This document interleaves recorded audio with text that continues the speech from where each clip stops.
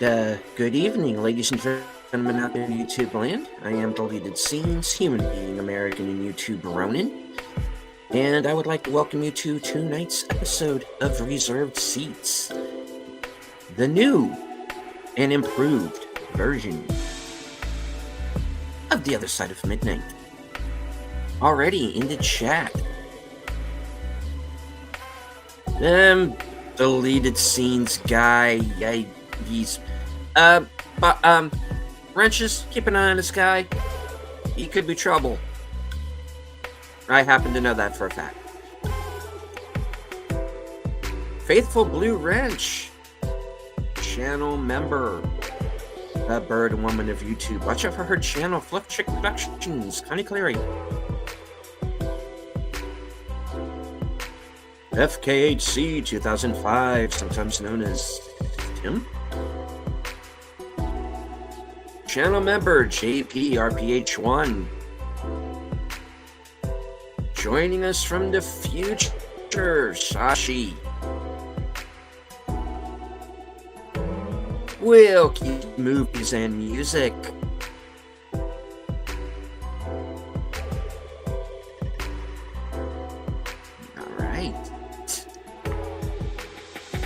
Well, my guest is waiting backstage. I just want everybody to know, she appears to be in a very bad mood. And she has already, said something to the effect of, I wrote it down. Get this show started immediately, you idiot, or I will ruin your life.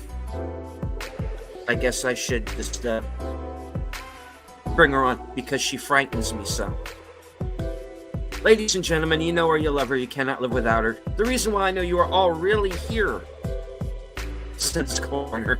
You made me sound like such a woman.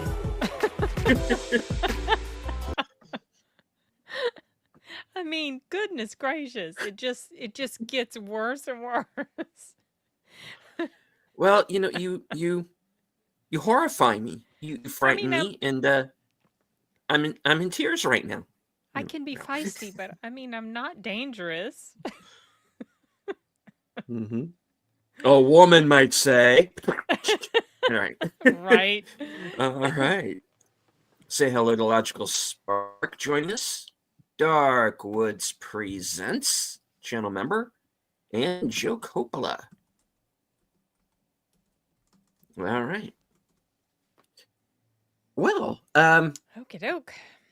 It's been quite an odyssey this year, trying to get to these damned Oscar nominations. We've been wanting to talk about this for a while, right? And or at least I wanted to. I don't know. I mean, need my head examined, but since Sin, you're kind of my online go-to now when it comes to movies, and really? Okay. As far as, you know, sitting down and discussing them, which is why, despite your threats, I continue to have you on. The pros outweigh the cons. Okay. Right. So, well, folks, like I said, I believe it was Thursday, Friday. I don't even remember when the hell it was. But anyway, they announced the Oscar nominations. Mm-hmm. And so, thank you, Logical. Yes. I think we do. It was standing in a while. Yeah. It's a great team, indeed. Oh, excuse me. Before I die. All right. Sorry about that, folks. Sashi. Live television. Sashi. Did you see Sashi's? This ties back to a comment he made on my flight risk video. Did you see it?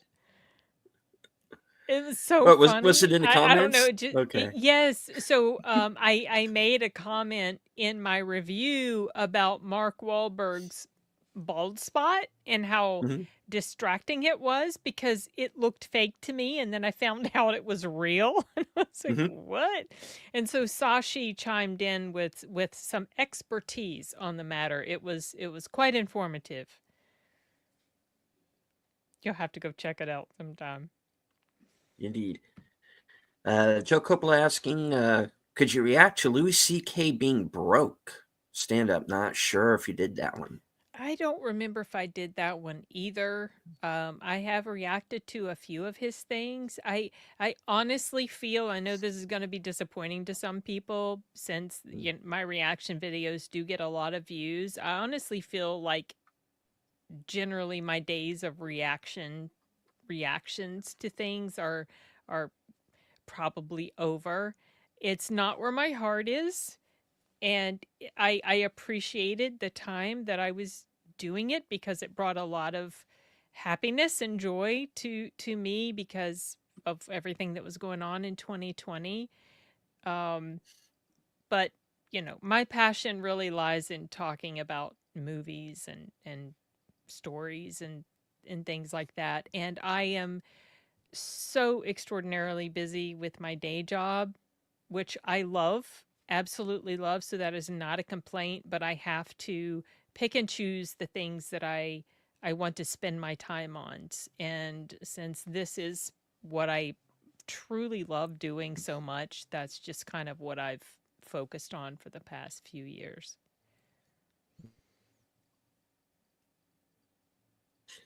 And the reason why I don't normally do them is because of copyright.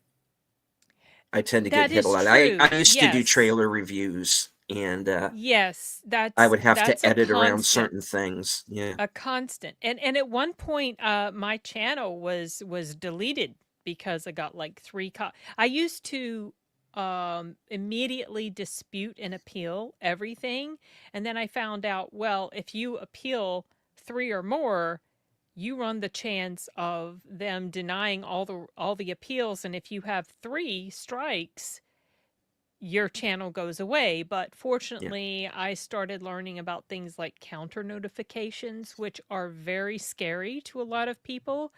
But I have learned that so far, knock on wood, um, the companies that put in claims on your video, it's a lot of uh, teeth and bark, but no real bite because they honestly don't really want to take a little rinky dink reaction channel to jail. I mean, to court.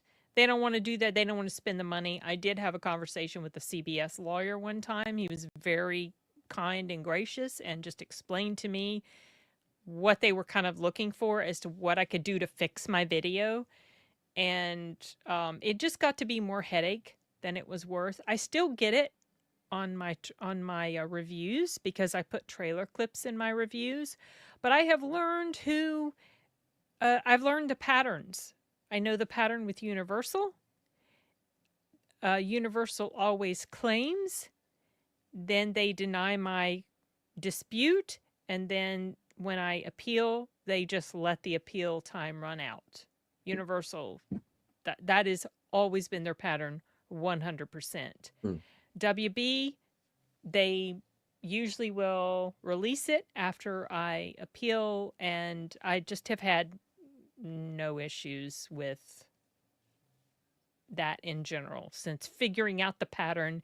But the volume of that has decreased tremendously since I don't really do reactions anymore. With me, Tim, it was usually music in the trailer that would do it.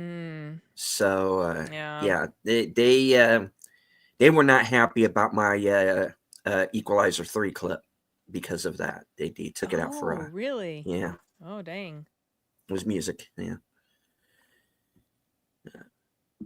Yeah. Well, get well soon, Joe. Please. Yeah, Yeah. sorry this is the time of year, unfortunately. Hmm. Um Yeah. I mean, we are free advertising. but yet right? they do come after us for that sort of thing, And and it's you not know, we like get it. it's a ton of money in reaction videos. A lot of people have No. no idea. They see a reaction video that maybe gets hundreds of thousands or, tens of thousands of views. Mhm. Ad revenue on reaction videos is like nothing. Absolutely nothing. So it's not anything that's going to make you earn the big bucks. So, yeah, there's just that. Logical Spark says that we're living the stupid mistakes of our parents, not protesting the Copyright Act. Yeah. I So, get I don't have an issue with copyright. But the thing is, it's fair use when people like us are using this material because we are adding something new to it. We are transforming the content. So it falls under fair use. But sometimes companies, they just don't give a darn, and they're going to try to do whatever they can to sort of bully and scare content creators into just backing off.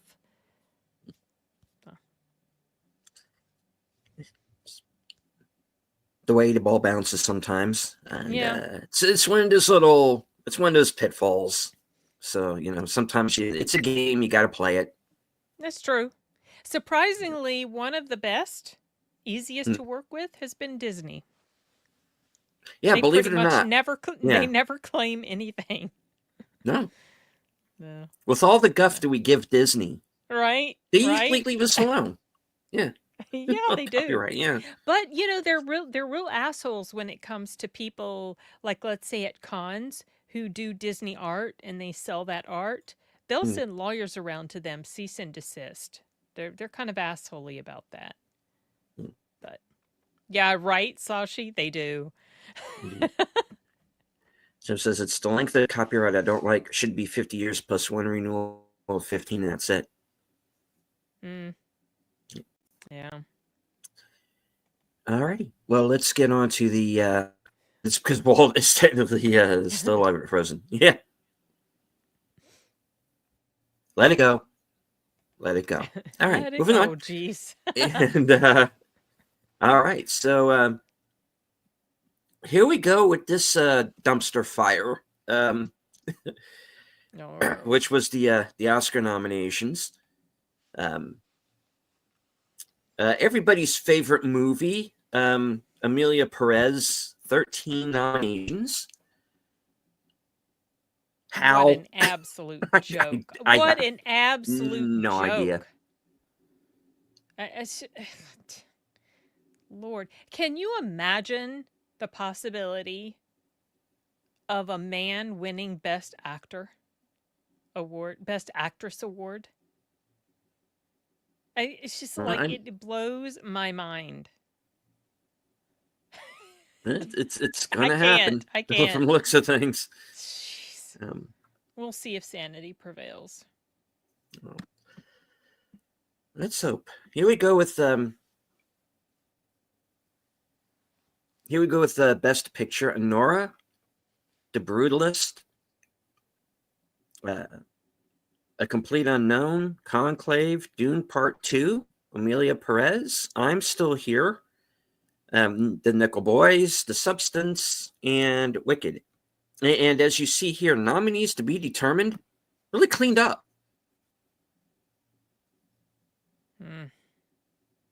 Nothing? Okay. I'm confused.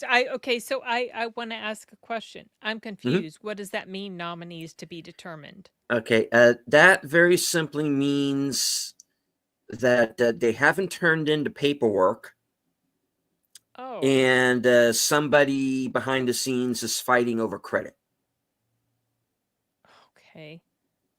So yeah, that's interesting. They're y'all, Amelia Perez, I haven't seen it, but the little that I have seen of it looks absolutely horrendous.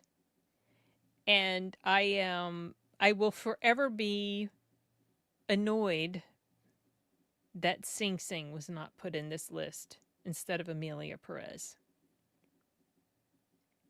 Yeah, there are a number of movies that We're could have stuck. been in here, honestly. Yeah. And hello, Arturo.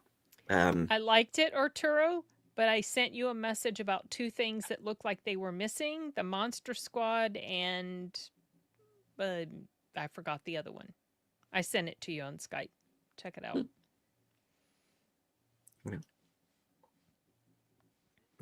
Tim says, there's a lot of people in Hollywood, to be honest, that I bet don't like that idea, but can't say anything. I'm sure there are, but they need to start speaking up.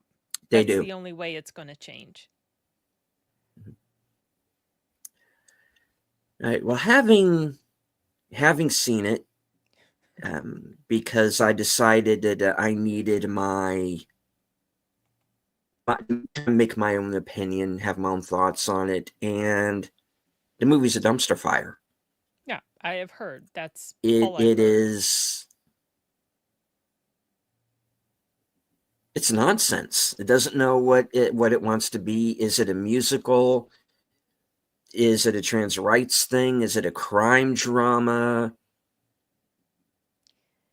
Is it trying to shed light on the dangers of the drug trade?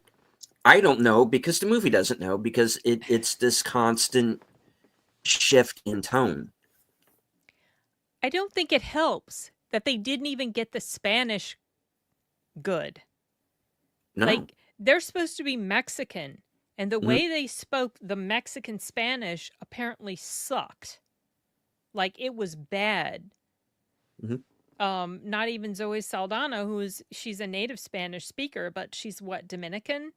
And she couldn't even get the dialect down. Selena Gomez was just laughable, embarrassingly bad.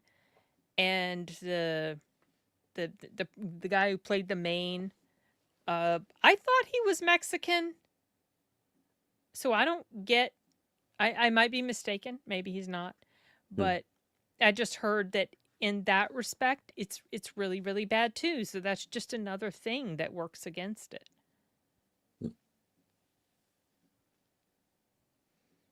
Yeah. Yeah, it is. I'm not going to watch the Oscars. I'm not even going to watch the Film Threat live stream about it. Sashi, The Crow is not the best movie. No. Honestly, I'm beginning to miss The Crow a little bit right now. I know. I was thinking, I wouldn't mind The Crow. Maybe that movie wasn't so bad. But yeah, I mean, and hello to Connie, who finally made it home. Good. Hey, Connie. Hope you had a safe trip. Now, let's see. I don't even know where to start with this. This thing. It's almost like they're trying to humanize a villain. That's another thing, I've heard that trans people, the trans community, is not too happy with this, because it basically, the storyline, from what I understand, you correct me if I'm wrong, is that this guy wants to escape getting in trouble for all the crimes he's done, so that's why he transitions. Well, that it's not. It comes off that way, honestly, in the film, but that's not the reason he gives. And the reason he gives is something along the lines of, I have no desire or passion in life. And I'm like, well, dude, it just sounds like you need to shrink, or maybe talk to your wife, right. Before you go and do something. You seem to be on the top of your particular hill, which problem, dude? Again, it's kind of this nonsensical plot that doesn't really make a whole lot of sense. You have Zoe Saldana's character, who feels she's being oppressed because she's black and a woman. You know, so okay, I'm just going to take this big payoff from a drug lord all these and just boxes it checks. is all the way down. It is. Yep. It's just a mess of a movie, you know. And hello to Clue Channel. Yes, Hello. is there Asian representation? I demand representation of my people. Probably No not. Asians in the film. No. See? Viewers choice are much better. Yeah. You know, I mean, the fact that you have the backlash from Mexicans, you have GLAAD snubbed this movie. You know, That's very telling. And this doesn't surprise me. This falls in line with things I've heard. And today, one of my coworkers, Ryan, who I've live streamed with on multiple occasions with Sound Booth Theater, he wrote me today, basically just and he's gay, by the way. So just to kind of clarify that, he wrote me today, just like wondering what the hell is going on with this movie. And like, I get everything he hasn't seen it, but everything he's seen and heard about it looks absolutely horrendous, and he cannot wrap his brain around the fact that this is even in the race. I just thought that was funny. No, I can't either. I mean, and I'm going to go slightly off of topic for this, but okay, I am trying to make a point. There are two movies that were made this year that were supposed to be, quote unquote, explaining the trans lifestyle. Emilia Perez, and I Saw the TV Glow. Oh, yeah, that's right. I forgot about that. Now, I have at this point seen both movies, and I am not getting the message that I think these movies were trying to put across. And I'm like, you had two chances. I mean, you keep telling me that I don't understand what it is to be trans. You have two opportunities on film this year to do that.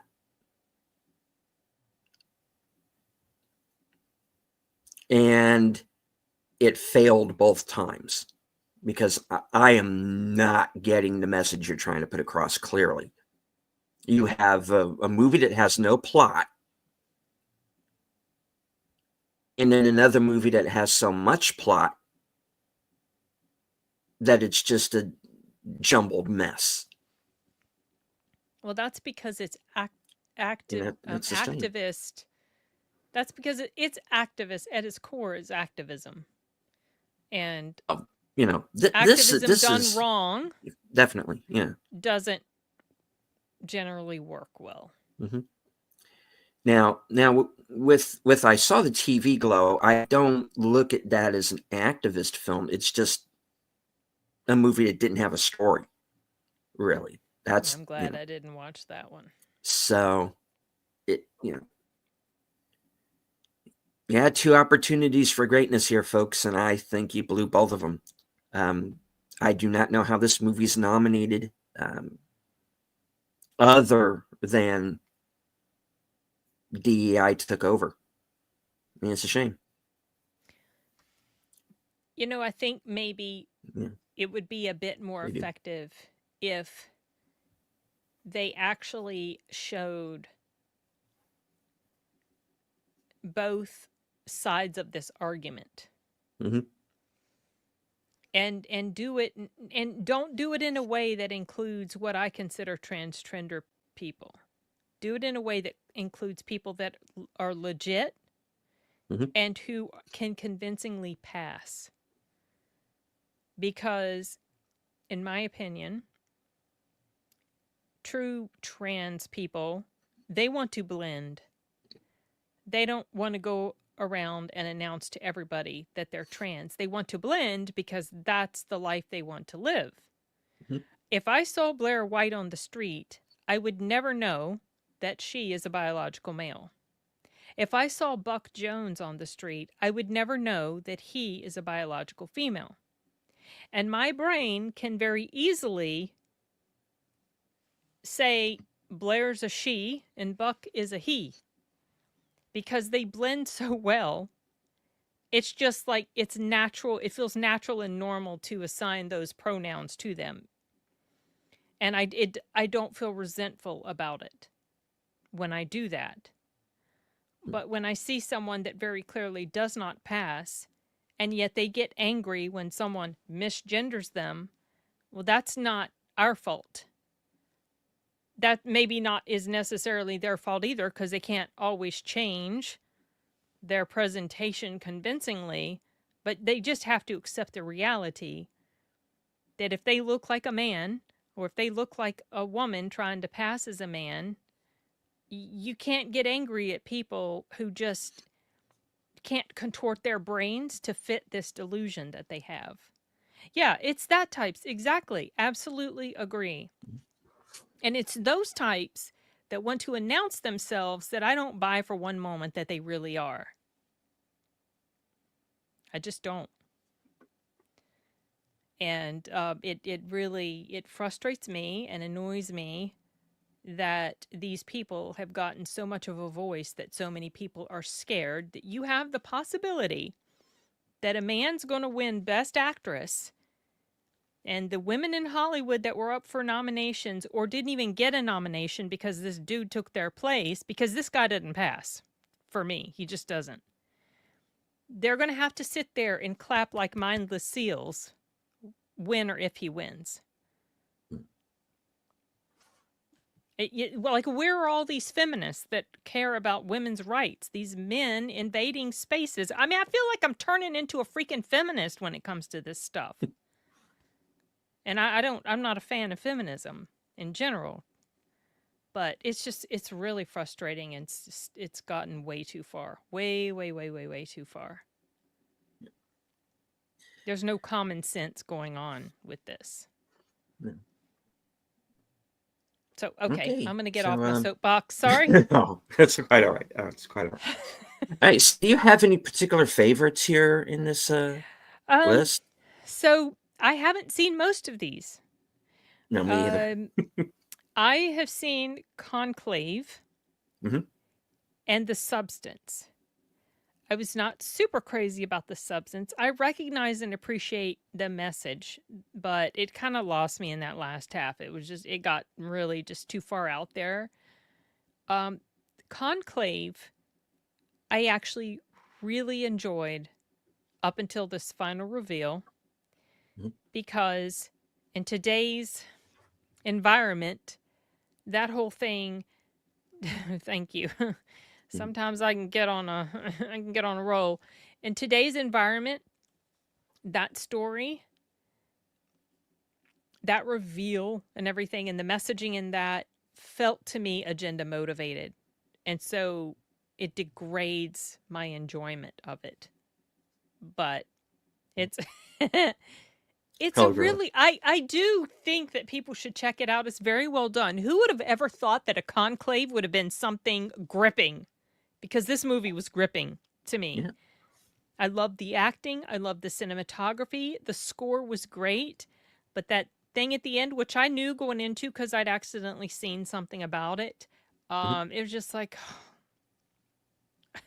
okay, I know what you're saying here. Number one, you're saying this, and then you're also saying this. And I don't want to spoil it for people who haven't seen. I don't give a crap about spoiling Emilia Perez, but no. I would like people to at least give Conclave a try, and it's solid for a good portion of it. Dune, oh, I'm sorry, I did see Dune. I'm not super crazy about Dune. It's okay. But there are other films that I would have preferred be on this list, like The Bike Riders and Nosferatu. I know Nosferatu was a little bit divisive with some people, but Nosferatu, The Bike Riders, Sing Sing, for goodness sake. Sing Sing. Yeah. So. I would have put any of those over Amelia Perez easily. Oh, absolutely. Goodness gracious. That stole a slot it didn't deserve. But oh well. I think most people are pulling against it, hoping that it loses. And if they tune into the Oscars, it's going to be just to see if it loses.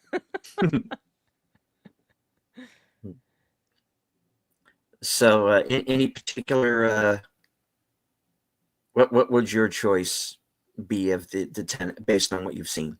Oh, that's rough. So based on what I've seen, I would probably say Dune. It's the least offensive to me. Hmm. And it is a gorgeously shot film. Maybe after that, The Substance, and then Conclave. I've heard The Brutalist is very good. I've also heard people complaining about, right, I know, Sashi. And no, I haven't seen Tony from Elsie Sign. I've heard The Brutalist is really good, but it's getting some flack because of the use of AI. But I watched a video by Dan Morell today, you guys. I highly suggest you check it out. He clarifies what's really going on. And a lot of people that are bashing that film because of the AI, they have no freaking idea what they're talking about. And they haven't seen it. So. No, Sashi Zendaya didn't get nominated. Herself? You mean? I'm surprised Challengers didn't get any nominations with all of the buzz that was surrounding it. And I'm wondering. Challengers or Dune? I was thinking Dune when he said that. Well, she's in Challengers as well. And I was thinking. That's right. Did that have anything to do with the director walking out of the Golden Globes after Amelia Perez's win? Oh, I didn't hear about this. Yeah, he stormed out. He was pissed that movie won. Like he got up and walked, and they got it on camera. Oh, cool. Well, kudos to him. Yeah. Kudos to him. You know, if everybody had done that, that would have been fantastic. But most people in Hollywood are cowards. Yeah. Wow. That's interesting. All right. Well, I had a really of the Best Picture list at present. I've seen 3: Amelia Perez, Conclave, and Dune. And if you want to have fun watching a movie, watch Conclave with a Catholic. You know, right? Which I did on my second go around because I had some questions. What was the reaction? Yeah, and his reaction to the I think you mentioned it last week. Okay, he had issue with the lack of the use of Latin in the film, and he really he jumped on that, and they actually do bring that up in the film. This whole debate of whether they should, get rid of the Latin or stick with it. There's a whole thing which I don't, not being a practicing Catholic, I don't get, but there was some talk about that, and his view of the ending wasn't that it was a virtue signal. He looked at it as it was all of this mystery and innuendo and all of these things that were already going on that were being covered up or swept under the rug. Cover up. That just was just one more thing to cover up. And I can see that too. It's an interesting film. It definitely kept me engaged. It has me thinking about it weeks later after seeing it. So it's one of those few movies this year that at least made me feel something. Yeah. So if I had to go from this off of this list, I would go with Conclave. Okay. Over Dune, because I had so many issues. Dune is interesting because it's a good film, but it's a bad adaptation.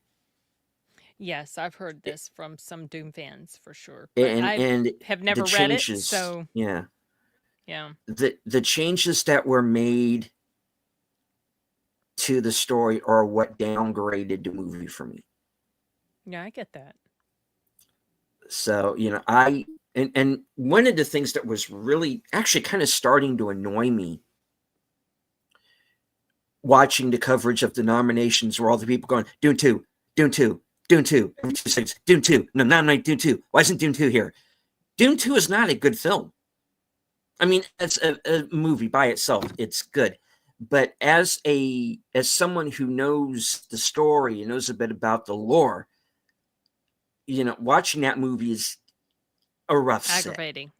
Yeah. It is I'm sure. aggravating. I'm sure. And I don't think it deserved, frankly, being Best Picture either. I didn't think it was a Best Picture movie. Well, The I feel first like half, yes. The second half, no. most nominations, in my opinion, that the Academy puts out there, most of them, I think, are Mhm. terrible picks. Yeah. So this year for sure. Yeah. I would have put Deadpool and Wolverine on this list over Dune. Well, okay. Honestly, over a couple of the choices, yeah. For sure. So would they speak English? Mostly write in Latin. That's like a factor. Yeah. It was better when it was 5 nominations for Best Picture, and I'm starting to wonder if they shouldn't go back to that. But you know they would find some way to get Emilia Perez on there, even if it was 5. Of course. Yeah. Of course. So even if they go back to 5, it would just be more shenanigans. They said just went from book to screenplay. Why do you need to change anything? I agree. No, I mean, it's there. Why change it? Dark Witch says Deadpool and Wolverine, my favorite movie of the year. Yeah, some people have said that. Yeah. Same. It was mine too. It's not in mine. I'm being cagey because I haven't put out my You haven't released my your list yet. Okay, yeah. Bike Riders and was going to be my number 1, but I really Deadpool need and to do that. Wolverine. Yeah. But yeah, time's ticking. Yeah. January's almost over, deleted. It is. But I'm doing it as a collaboration with someone. Okay. And his schedule has just been insane. We've had to cancel out a few times. So are you doing a live stream discussion about it? We're going to do it, yeah. Okay. Because we had so much fun doing it live last year, especially the 10 worst. It was kind of a fun one. But yeah, we'll get into that. All right. Let's put Best Picture to bed and get to director. Jacques Audiard for Emilia Perez, Sean Baker, and Nora. Oh, can you? Okay, yeah. Brady okay, Corbett, The Brutalist. Corley Farragut, Substance, and James Mangold, Complete Unknown. Oh, really? Yeah. I've only seen The Substance. I'm beginning to get the idea. I would. Yeah. Go ahead. No, it's okay. Go ahead. Now I'm beginning to get the idea between us, despite the fact that we do see maybe more movies than most people on average. I'm kind of getting the feeling maybe we didn't see everything on this list. No, I know I didn't. Oh. Yeah, I definitely didn't. I mean, dang it, I don't know. I've only seen The Substance. Hey,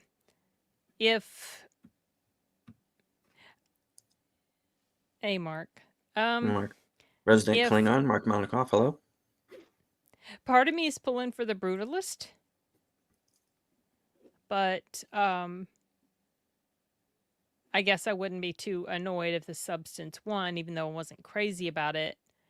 I haven't seen A Complete Unknown. Obviously, so I don't know about the other 4, but I don't know how good A Complete Unknown is. I've heard Nora's very good. I don't know about how well directed it is. Obviously, well, I guess they feel like it was directed well enough to be included on this list.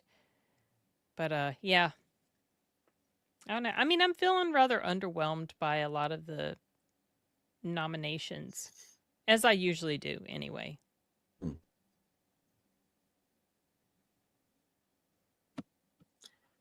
Yeah, I think it was just like, I think it was a weak year in general, Yeah, I really, wasn't for super movies. crazy about I yeah, mean, 2024. I have seen now 77 2024 movies. Hmm. And I can't recommend half of them. Yeah, my dislike list was I can't, longer than you know? my favorites Yeah, list. it really was. And the fact that, and again, I'm not saying the movies that were nominated weren't good. I'm just saying I haven't seen enough of them to decide. I have to go by what I've seen, and there are the movies that I feel should have gotten more love or that I was expecting to see. Like I Yeah. said, I haven't seen Challengers, but that was a movie that throughout the awards season was in there. It was in the conversation. Yeah, I heard And that as then well. nothing, you know.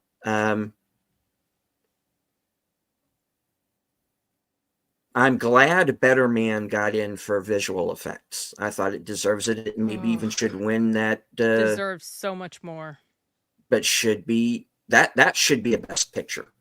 Oh, that should be Best Picture, and it should be Best Director. Mm-hmm. And many other things. That should definitely be in there. Bike Rider should be in there.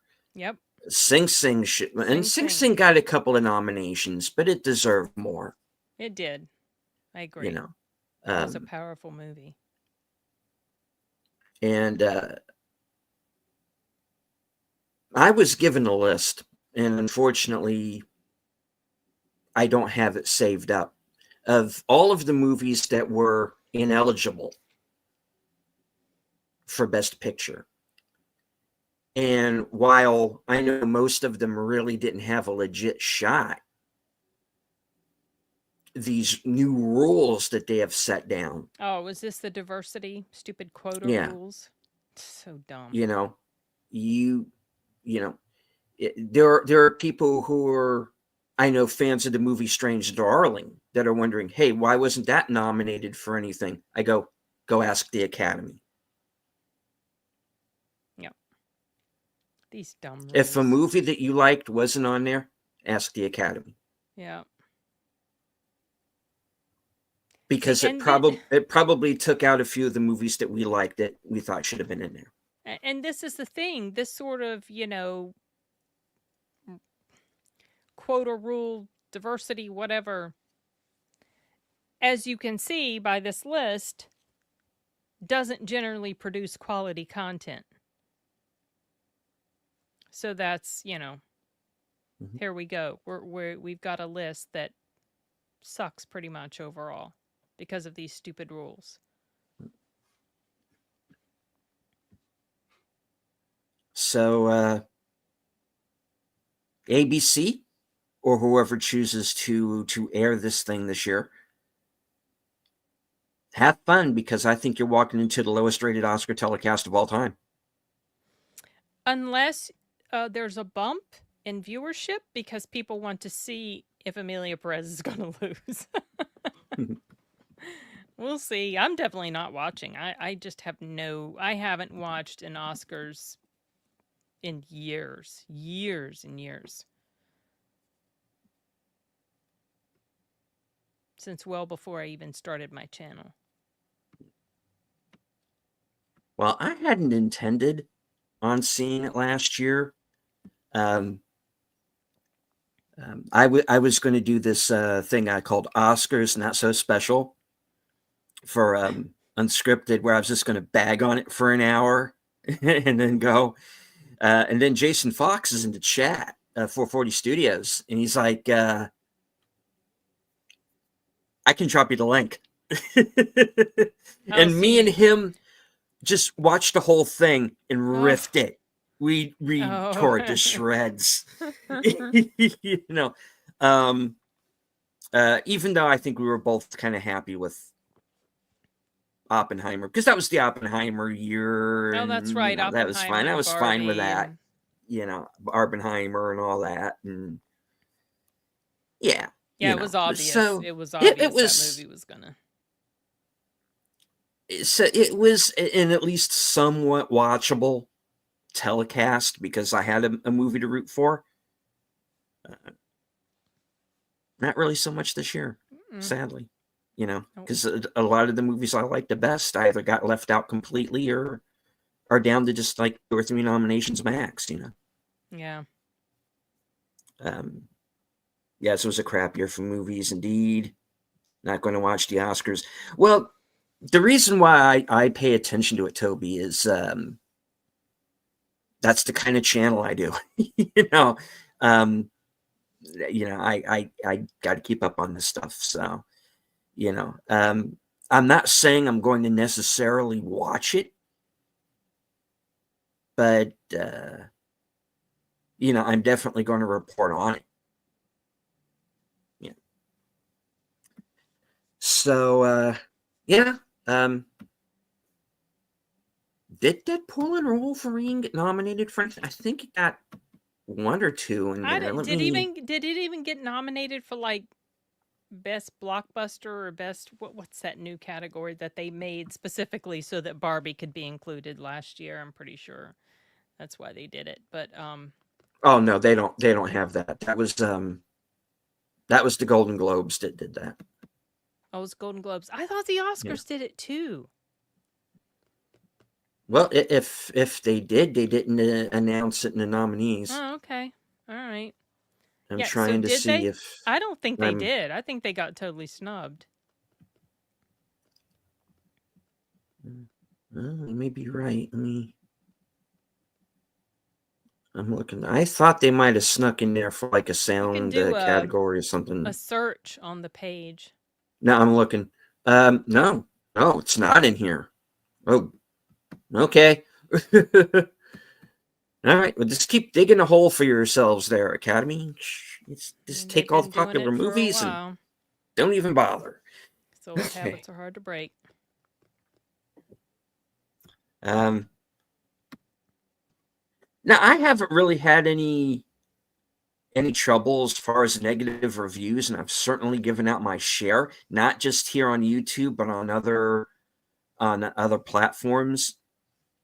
And I used to be on an app called Stardust. And for those of you who don't remember Stardust, it was this app where you could go and shoot these little 45-second long reviews, these little videos. And there was a movie one year called Something Crashed in the Woods. That was this very kind of ultra low budget movie that was shot on a cell phone. Written, directed, edited, and all that by one guy. Wow. And it is this one guy in the whole movie. The whole movie is just this guy. And he has the whole setup that he is now he's kind of tired of city life, and he is going to record himself on YouTube, of course, to build a cabin out in the woods. He's bought some property, he's brought some land, he's going to build a cabin on this land. And he basically spends the first 20 minutes of the movie explaining that, while he's in his car driving to the woods. Very exciting. You know? Sounds gripping. So you got the next 20 minutes of him going out in the woods, finally getting to this area where he's going to build this cabin. and he finds he finds burn marks on some of the trees. Okay. And has decided, okay, I'm going to tell the police about this and let them know, because this is my property after all, and it's probably kids or something. And that's 20 minutes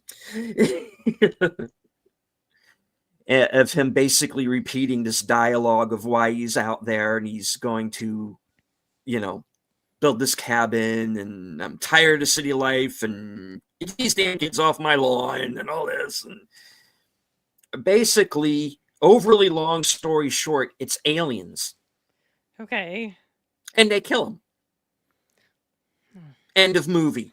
This should have been, it sounds like it should have been a short movie. It needed to be like it would have been a really cool 20-minute short film. Yeah. But he drags it out to like 70 minutes. And it's just like, no, end. And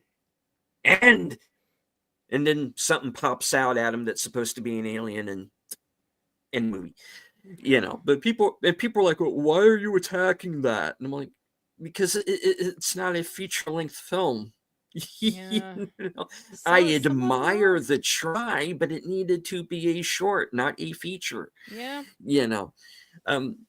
So I think of all of the negative reviews I've ever given on a movie, I think that's probably the one that I kind of got the most guff over, that I remember anyway. I'm sure if I'd given a full review of I Saw the TV Glow, which I might still do. You're gonna, you get or some Amelia pushback Perez, on I will that. probably get some pushback. You would, speaking of Amelia Perez and reviews, one of my other fellow YouTube buddies, Rashad G Reviews, he had pretty recently been accepted as an accredited film critic in his state, which I think is Florida. And he's just he just like sits down and speaks his mind. He's not scripted. I'm not scripted either, but I go by notes to kind of try to keep myself on track. He just sits down and just like, blah, blah, blah, this is what I think. And he doesn't hold back. If he thinks something stupid and terrible, he says it. And he gave Amelia Perez an awful movie. I mean, an awful review. Sorry, it's late. He gave it an awful review, and the Film Critic Association came down on him. Told him that his review was not representing their organization very well, and they wanted him to remove it. And so he thought about it, and finally he removed it, and then he redid it, and he like dressed up even better, and he chose his words a little bit more carefully. Maybe it was scripted somewhat. They didn't even like that. And so he was like, screw y'all. If you don't want me to be able to express my mind freely, screw you. I don't need to be a part of this organization. So they revoked his membership. Wow. That was crazy. Dark Witch says, besides they pay for good reviews because the same companies that make the reviews are owned by the same companies that own the movies. Think of Turner. Yeah. Maybe. I mean, maybe there's some people. I mean, I don't know. I've never yet been offered money for giving a good review. I haven't been chastised yet for giving a bad review. So I don't know. There's definitely some people that you feel like are kind of shills for a specific company or movie or whatever, but I don't know that if there's really any money exchanging hands or anything like that. Horror has to have a good story. People will just think it's campy. I'll settle for a story, period. Honestly. All right. Well, let's get on to y'all independents. I get it. Yeah. I mean, I haven't been approached to join any kind of organization yet. Well, you have to I haven't apply. Yeah. You're not, I mean, I'm not really in in a rush now. Yeah. You know, you know, nobody's tried to pay me off to do a good or a bad review or anything. So I think I'm a small enough channel right now that I don't think I'm really on anybody's radar. They'll they're too busy trying to take down Drinker and Nerdrotic and those guys. I'm small fry. I'm a nobody in comparison. How much would I charge to give Wicked a good review? Here's the interesting thing about Wicked is I've heard mostly good reviews about it. So have Honestly. I. I still have zero interest in watching it. So, yeah, None. you know, I I don't. am not going to watch Yeah, that movie. I don't think they need to worry about me giving that movie a good review or not. It's going to do. It had a built-in audience anyway. Yeah. People who have seen it seem to like it for the most part. You know, obviously it got 10 nominations. I'm sure it actually deserves some of them. It's a good looking film. Certainly you can see the money up on the screen for it. So, you know, yeah, I think that press tour was just more of a nightmare for that movie than the actual movie seems to be, you know. Cynthia Erivo, they just need to put a muzzle on her. She was a huge turnoff with her reaction to that fan art. That was like the clincher for me. That was, I mean, I wasn't really interested to begin with for a couple of reasons, but when she did that, I was like, I don't even want to look at your face for 2 or 3 hours. Forget it. I'm not watching this movie. And I liked her in other things that I've seen her in. But yeah, that was a huge Bad Times at the El Royale. She was great I liked in that her in movie. That. Yeah, I did. Yeah. I liked her in that. Yep. Paramount CBS can't hide the reviews they're getting right now for Section 31. Yet those are scathing. Bad things about that. Yeah. Yeah, I'm not no interest in one. I'm not a huge Trekkie, so. Well, that's okay. Neither is Alex Kurtzman, apparently. All right. Moving on to our second topic, and that's the movies that we've managed to see this week. And there were a couple that you and I both managed to get a chance to sit down and to see. So I'm going to share a screen here real quick and get to our first movie. Which is going to be Mel Gibson's Flight Risk. With Mr. Say Hello to Your Mother, Mark Wahlberg. You and I part ways on this one for sure. Yes, we did. Okay, well, you go first. Pros and cons. Well, the pro for me was one of the big pros for me was I wasn't pissed off when I saw it. I wasn't disappointed. Mel Gibson, yeah. It was just a fun, silly movie, and Film Threat, Chris and Alan and Dante, they weren't the only ones. I've seen other people mention this, that it felt like a callback or just kind of had the same feel and tone of some of those dumb, fun action thriller movies from the 80s and 90s. And that's what it felt like. There wasn't any messaging to it. It was compact. It was told in 90 minutes. The girl wasn't a girl boss. It was enough of the premise was enough that I was interested. I was engaged the whole time. I wasn't bored. And while there were parts that were like, oh my gosh, why didn't you do this? And why didn't you do, like, I pointed out a couple of those in my review. It was just, for some reason, it was not enough to make me annoyed enough with this film to give it a largely negative review. So I just had fun with it. Some films are like that for me. And then other films, it just, like, my tolerance for certain things is just at zero. And I didn't feel that way about this one. Well, you're totally wrong. No. I hated this thing. I know. Some people really did. Some people were, and it got a horrendous score on yeah, Exactly, Clue Studio. I liked Carry On, and some people have compared this movie with Carry On. I personally feel like Carry On was a more solid movie in writing and just in general, but I enjoyed them both. Just a simple movie. Yeah, but unfortunately, I was surprised when I saw how low the critic score was. Honestly, deleted. I'm Mm, personally starting to feel like that the abysmally low critical score for this, which is like in the 20s, mm. I'm feeling like it was just with some of these critics, I'm feeling like it was a built-in bias against Mel Gibson. That's what I'm feeling like. Yeah, yeah, and obviously From I the have, official critics, I'm yeah, not talking about the audience. The audience in general enjoyed it okay.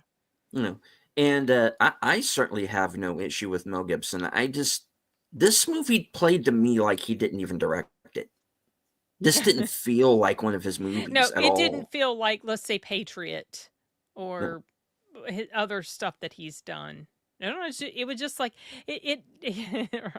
Mm, right. It almost makes you wonder if this was just like a simple little story he took on because he figured it was going to be pretty easy to do. And yeah, Mhm. that's I just like I feel like there's implicit bias against a lot of Sony movies in the Spider-Man universe. Like the reaction to Craven, I felt was way over the top.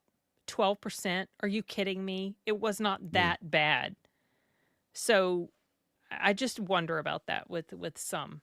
But yeah, Flight Risk didn't feel like a Mel Gibson film. It didn't. Just I was talking earlier about this whole the article where Paul Schrader, screenwriter Paul Schrader, is talking about going on Chat GPT, and he goes,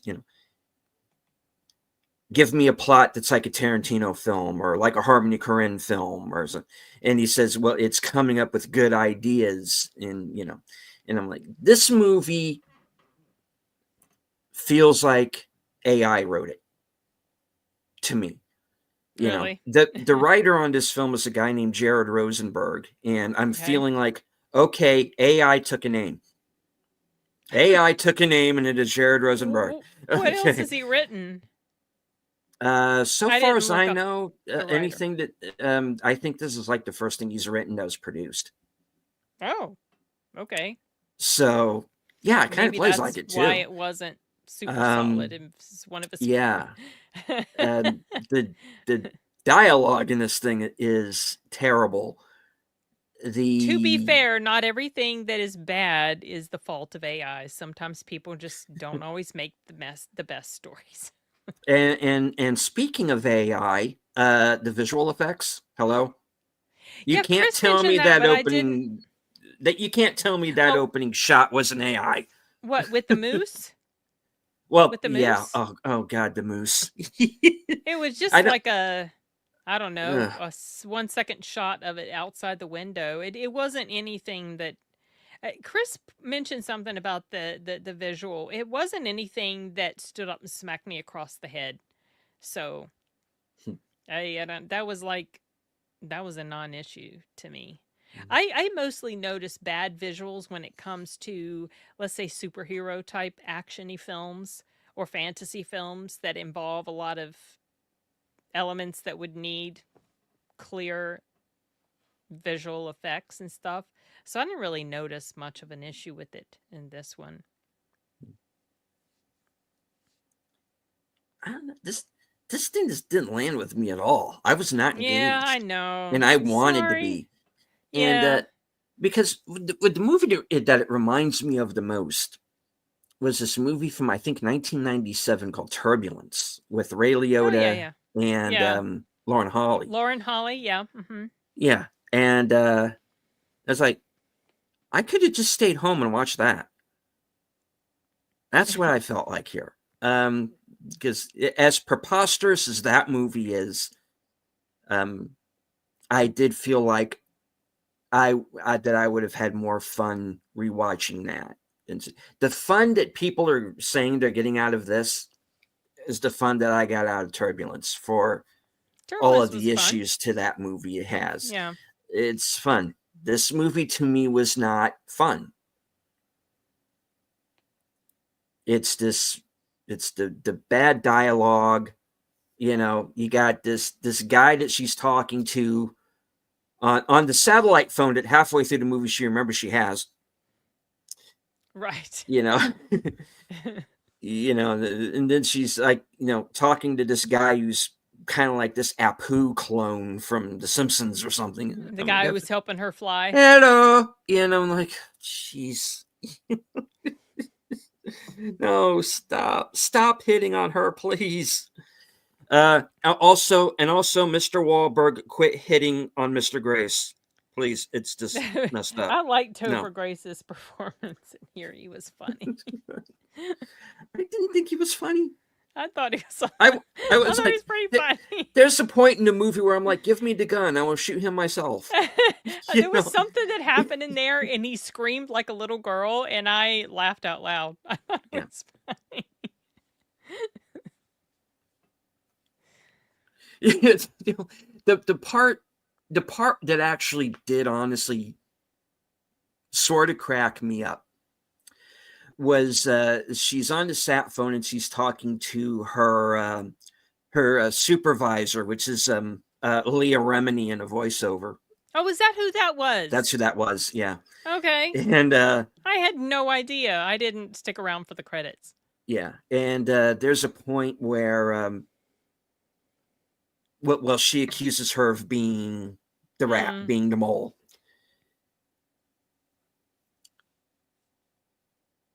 And then she calls her back up basically to apologize because she realizes she's gotten it wrong, right? Mm-hmm. She's basically, you know what I had to do to get you back, get your job back. I'm sorry. Yeah, I love you too, bitch. Click. And I went, yeah. Out loud in the theater. I know, right? Yeah. Oh man. Yeah, that was funny. That was funny. So that was kind of like the one time where I laughed, and the rest just felt like a thud to me, and I wanted to like the movie. I wanted to like this. I am going into completely sympathize with that feeling. I am going into this movie understanding what kind of a movie it's going to be. You know, like they say on Film Threat, Cape Fear on a plane. Great. Mm-hmm. This is not happening. You know. Yeah. This is not. This is a paycheck movie for everybody involved. And I am at a point right now where I am past those kind of movies. From the group that was in this movie, the people who were involved in front of and behind the camera, I expect more. Well, Mark Wahlberg did go to the length of shaving He did shave his head. I'll give him that. Okay. I don't think he needed to do it. I don't know why, because he explained it like something about him getting inside the mind of the character. I was like, well, I don't know. I was distracted by that. He must have been insufferable. Oh my goodness. And I thought it was fake until I found out it wasn't. And then Sashi very eloquently explained why people that try to shave fake baldness can't do it right. Darkwood's talking about AI, and Darkwoods is a writer, so he knows what he's talking about.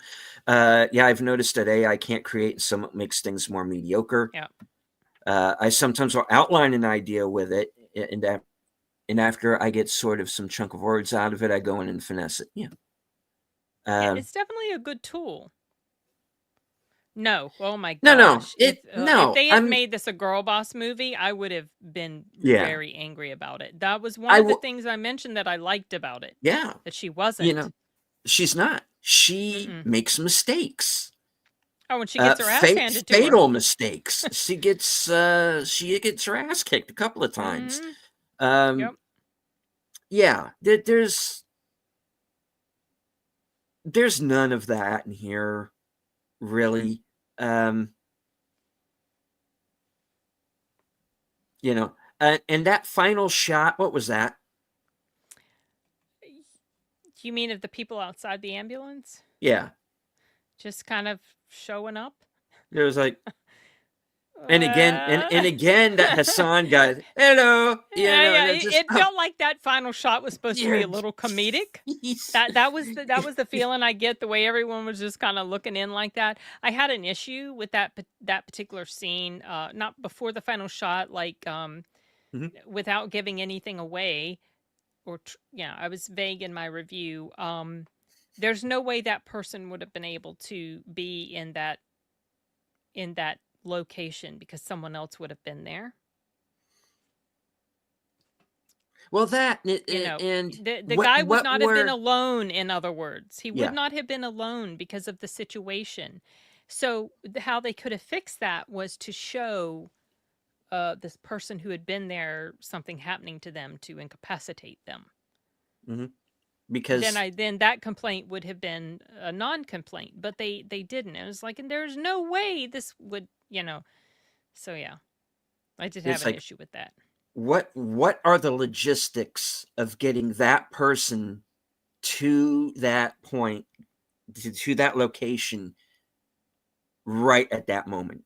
Well, the logistics didn't bother me because you understand that, okay, person, big bad, Mhm. has assets that they can move quickly. The problem for me was the fact that this person was able to enter this location and no one else was there.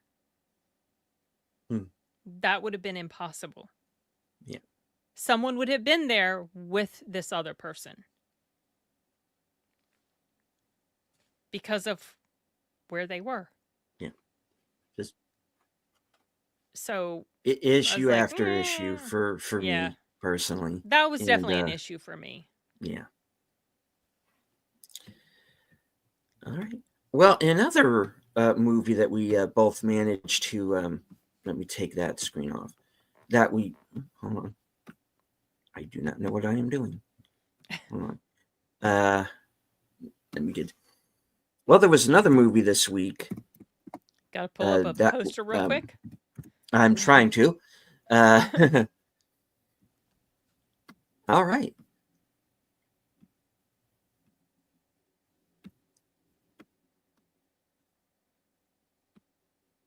Here we go. And that was Presence, Steven Yes, Soderbergh. saw that last night. Yes, as did In I. fact, And this is an interesting one. definitely It interesting. is. It is a movie that is being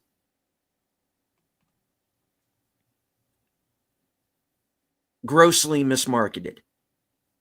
Yes, I found out about the trailer. How it was advertised Indeed. as the scariest thing you'll see all year. It's not scary. No, and Not it's not not in the horror genre sense. trying to It's be. not. No. Anybody going into I'll just say this up front. Anybody going into this movie expecting this to be a poltergeist killing these people off one by one for an hour and a half. No, It's not that. it is not that at all.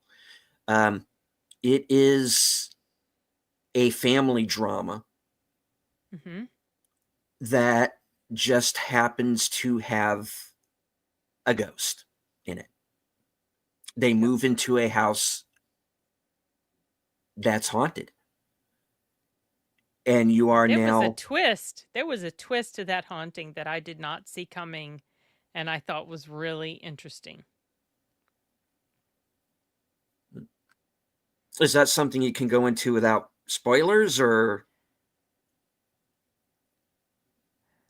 It felt like a time travel twist with the haunting. okay, explain. Well, when you find out If you when you okay. find out what the presence is, I was like, "Oh, that's interesting." Because there are little clues along the way. There's clues. Um, Things that they mention about whether events had happened at the house, because with hauntings it's usually something horrible has happened at the location, and that's why the haunting is the ghost is there or whatever. And it didn't follow that that framework. And so you're intentionally misled about some things. And I thought that was interesting. I thought the twist about that was quite interesting, and I enjoyed that. I didn't see it coming. I do have some issues with things the presence didn't do in a particular moment when I knew the presence was capable of doing a certain thing because they had done a certain thing before. I'm trying to be so vague. It's it's hard. I didn't think it was terrible, Syphax. I'm sorry you didn't like it. I can see why it's mixed with people. It has a lower audience score. It's interesting. Critics love it. Audiences are like 50-something%. And with Flight Risk, critics hated it and audiences are on up there like 60-70%. It's kind of funny. I can get why some people had a problem with this film, especially if they watched the trailer. You were misled if that's why you had an issue with it. Also, this film is one of those films that felt like it would have worked better at an hour or less. Because, as I mentioned in my review, which you were there, you saw it today, I didn't get a real strong hook or an actual like, oh, wow, this is super interesting until almost an hour in. And then there was like 20-some minutes to go. They took a little bit too long, I think, focusing on like the whole storyline with the wife and the stuff she was involved in. That could have been completely cut out because nothing came of that at all. That like there was no result of that, no payoff, no nothing. So they could have cut all that out, and they could have cut out some of the sort of repeated instances of the girl being upset and noticing the presence, stuff like that. So I just felt like it was a little longer than it needed to be. Yeah, because I'm just remembering that now that he brings that up where he's calling the guy on the phone about legal stuff. The legal hypothetically a legal situation. Yeah. That's right. Yeah. They didn't go back to that. What was that? No, they never did. I mean, he indicated, to her later, okay, I was thinking about doing this and then I decided not to. And it's like, well, okay, but there's apparently this thing hanging over her that could be a potential problem. Mm-hmm. You see her on the computer doing stuff that she didn't want him to see. But it's just like it went nowhere. Now, if they were using that to show that there was some sort of potential issue in the marriage, they could have gone about doing that in other ways. Mm-hmm. So that was a nothing burger of a plot line. Yeah, true. That is one thing that doesn't really get resolved. No. And one thing that was happening with me is I was getting wrapped up in who the presence might be. Well, me too. That was the whole mystery of it. because I thought, they're going to go into a certain direction with this. Oh, okay. I'm curious what you thought. And they don't, but in a good way. Okay.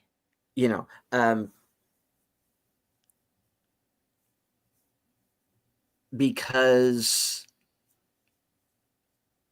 I looked at it as, in the end, as, okay, this is someone who is tied to this home in some way. This person, I took it as this person died in that home and most likely in what became the daughter's room. That's how I took that. That's one of the reasons why you keep going back to that room, isn't it? Because that's where you And die. like, why do you keep hiding in the closet? Why do you keep looking down Why? through the Why? driveway Yeah. outside the window, the daughter's window? Why? Mm-hmm. Okay. But the first clue you have that all is not as it seems is when the psychic comes back a second time and tries to warn the father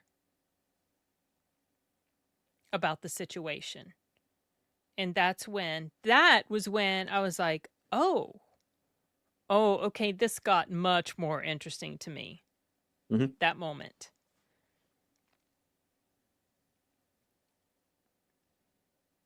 We're trying to kind of, because we don't want to do spoilers, Yeah, so I we've do got it. encourage people to It watch gets. it. I'm I I'm do. sorry you didn't Yeah. enjoy it, Sci-Fax. I had appreciation for it. I didn't. I wasn't. I rated it a little lower than Flight Risk, just because with Flight Risk, my attention was with it the whole time, and I was engaged. With this one, for the first like 55 minutes, I was just like, okay, this is an interesting concept, but Mm. like, let's like what I'm not like totally with this. Like, I didn't hate it, but I wasn't like, oh, this No. is super gripping and interesting. So that's kind of why I notched it down just a little lower than Flight Risk. But I do think it's worth checking out just because it's different. And the screenwriter of this, he's got some solid stuff under Oh his yeah. belt. And he directed Stir of Echoes. I had no idea that Mm-hmm. he was a director as well. At Stir of Echoes is a really good ghost movie. This felt like it should have been Stir of Echoes too. Mm. Not that straight to video Rob Lowe movie. This, as far as I'm concerned, is the true sequel. To Stir of Echoes? Well, they're Yeah. two totally different. Like the ghost is completely different. The whole thing with the ghost is completely different, though. True, but I watch this and I feel like it's same universe in a way. Okay.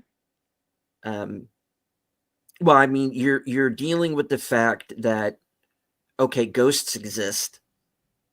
People are feeling that they're there, and at a particular point, seeing and hearing them. Yeah.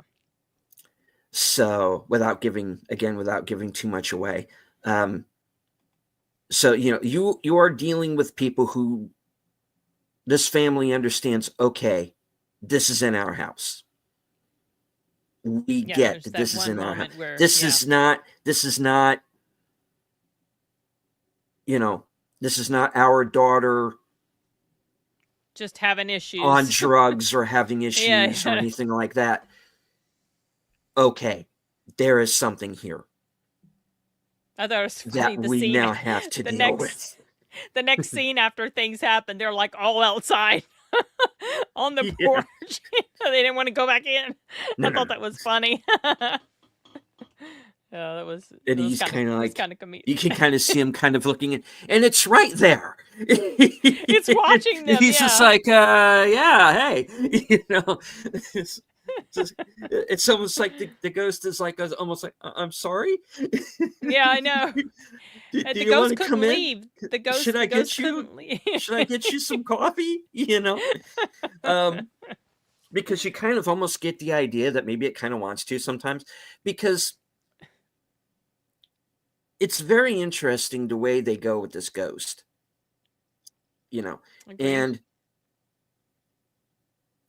and I'm not giving anything away. This is very early in the film when it straightens up her room for her. Yeah. That was interesting. I'm like,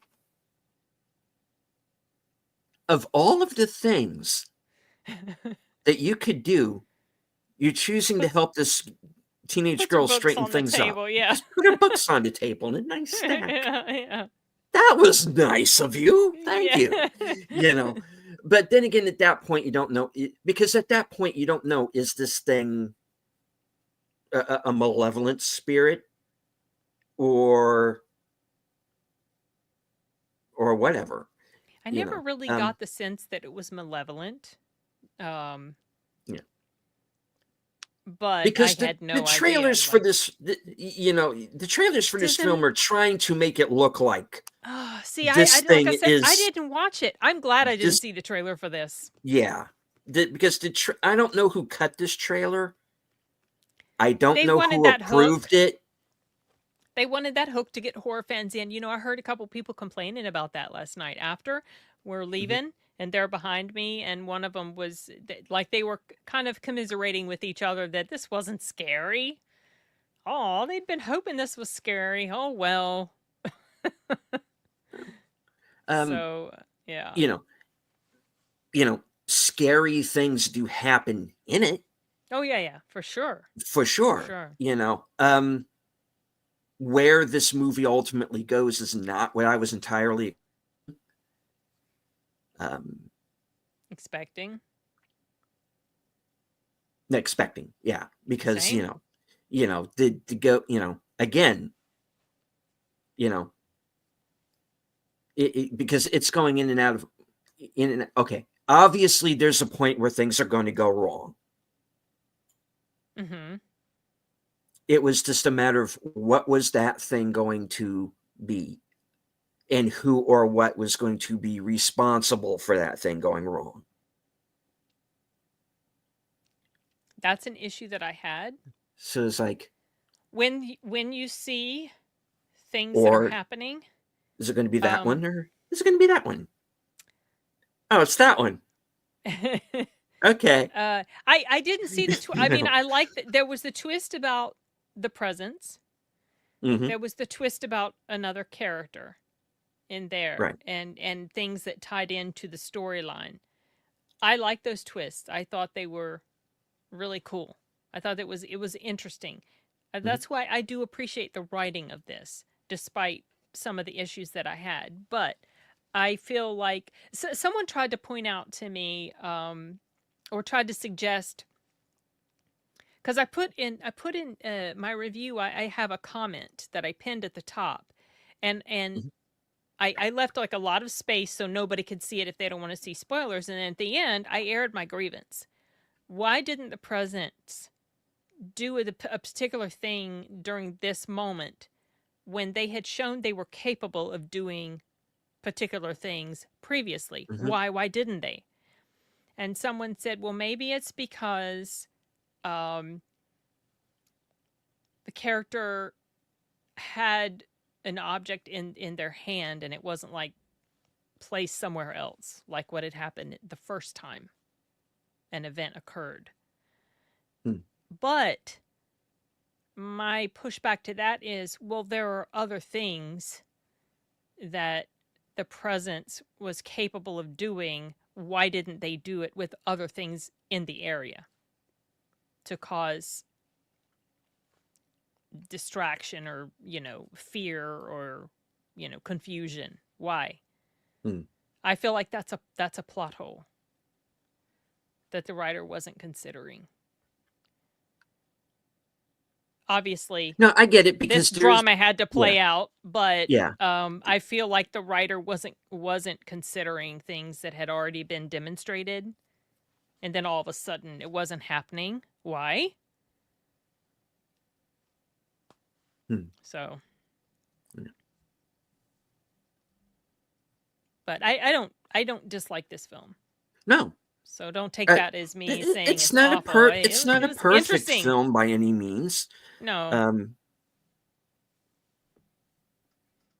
You thought it could have been shorter. I'm fine with its length. It's like, without credits, it's like 80 minutes. Yeah, so it's not for long. me. It flew by. Well, see, that's the thing. I mean, I wasn't bored, but like I said, the fact that it took almost an hour to get me really emotionally hooked in what was happening, like super intensely hooked, that was too long. And then the whole storyline with the wife, maybe if that had completely been omitted, my complaint about the length wouldn't really be much of a complaint.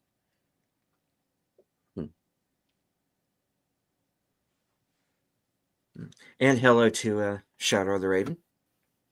Oh, it is interesting, Carl. I described it as The ghost version of In a Violent Nature, except I like this more than In a Violent Nature.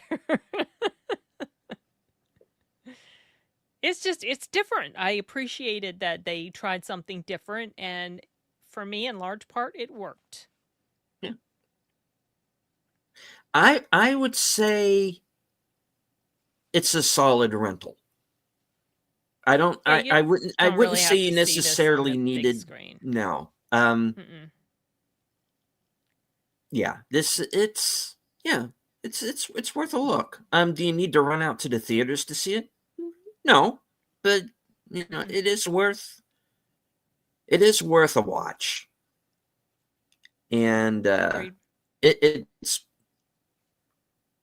definitely the best movie I saw this week, for sure. Well, you hated Flight Risk, so yeah. I've seen other movies this week that I think probably my favorite movie this week was Oddity, which I saw. Oddity is a fantastic movie. Right. I saw it on Shudder, and it's definitely worth. That's definitely another worth seeing right there. Yeah, for sure. Yeah, love it. And like I said, I haven't finalized my 2024 list, but it's probably going to be somewhere in my honorable mentions for the year. Yeah, if I'd seen it in time, they sent me the screener like last year. It's good. And it's already on Shudder, but I was like, let me watch it. I mean, the screener's right here. A lot of the screeners are right here. I'm just going to go here instead of Shudder. So that's where I was watching it. And I was impressed. Yeah, it's a good movie. And I understood what you meant in your review when you said you wanted that ending to go a little bit longer. Just a little bit. Just a little bit longer, because oh, I wanted to see what's going to happen. Because the look, that final look that's on the face of the one standing, yeah. It is just like, all right, mother, let's go. I was like, oh, dang it, didn't get the payoff. But I think it was smart. If it's not right then, it's going to be very, very soon. Oh, yeah, for sure. Yeah. And I like I said in my review, I'm not so sure that the payoff I was wanting wouldn't have really worked in reality. So probably the fact that that's where things ended, because you know exactly what's going to transpire, that was probably the smarter choice. Yeah. Would have been cool if there had been an indication of being noticed.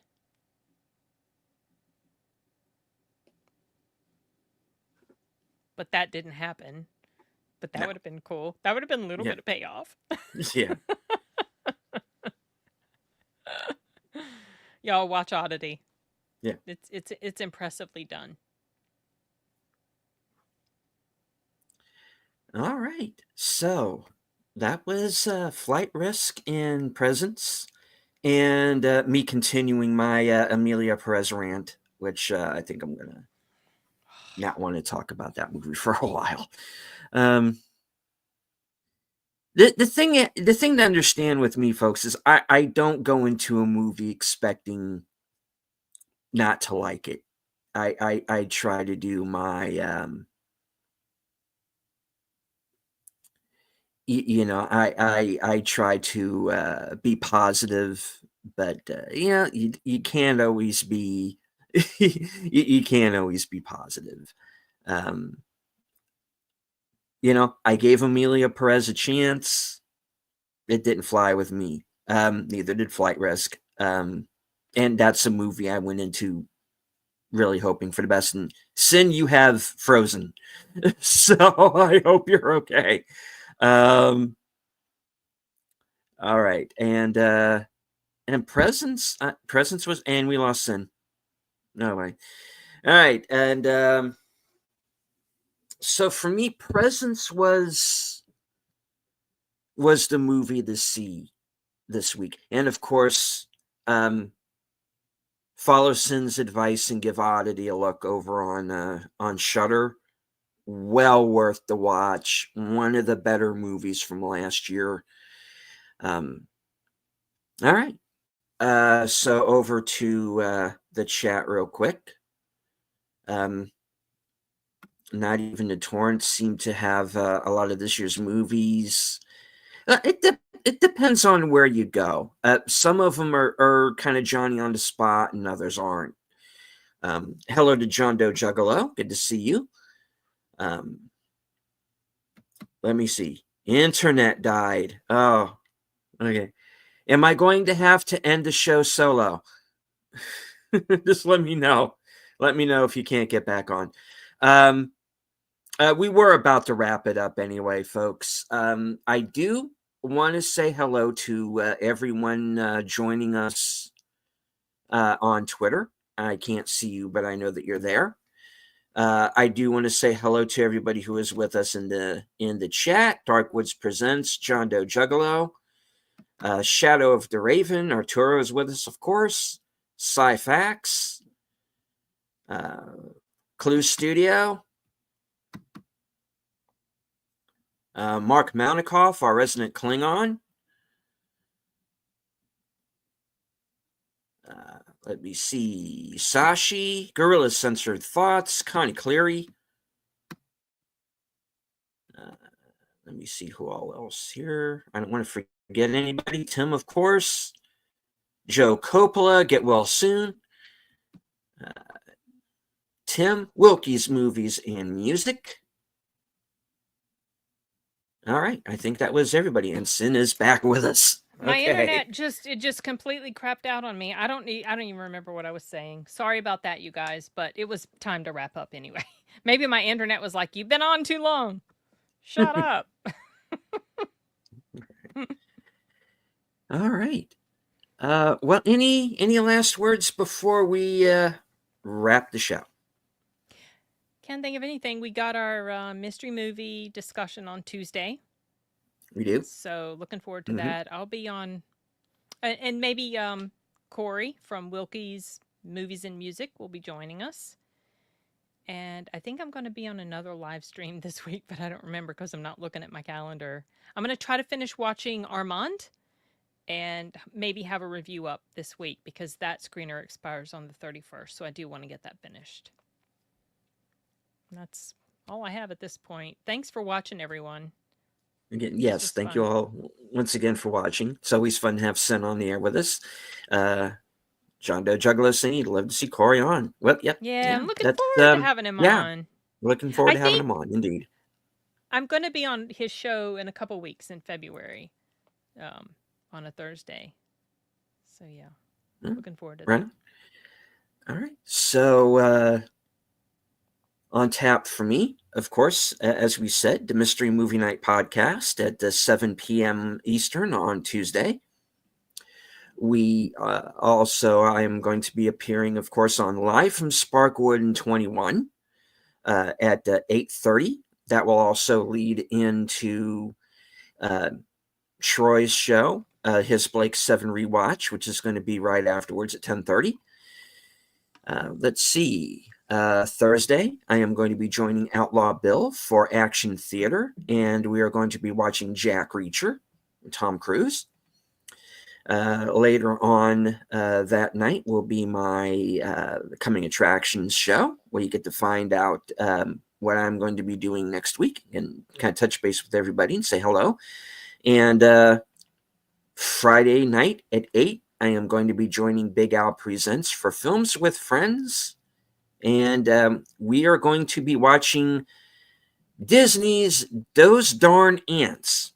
No, Them from 1954. Which is a giant, those big giant ant film. At first I thought you were going to say That Darn Cat. No. Yeah, we have a running joke. We would call it Disney's Those Darn Ants. So, Those Darn Ants, yeah. That's funny. Them from 1954, of course, starring James Whitmore and James Arness, Edmund Gwenn, and it's the Antpocalypse, y'all. Okay, I remember watching that. There. I think on a plane one day. had the movie on my Oh, nice. computer. All right. And hello to Emoji Queen, Lady Mist. Back. Internet went down as well. Wow. I guess it's an you and epidemic. me both. Okay. Well, You got a I Spectrum? better wrap this up before before my internet goes down. All right. I want to thank everyone who joined us tonight, both here in the live chat, on X, and of course, those of you who watched the replay. Please hit the like, share out the stream, subscribe to send, To delete it? and Or to delete. There we go. to myself, I Right am direction. six subscribers away from 5,000. Oh, wow. So I'm Nice. hoping to hit that milestone here very soon. You will. From HQ and all points north, south, east, west, and beyond. Good night. Take care. Stay strong. Be safe and healthy. Stay warm. Because this is how we win.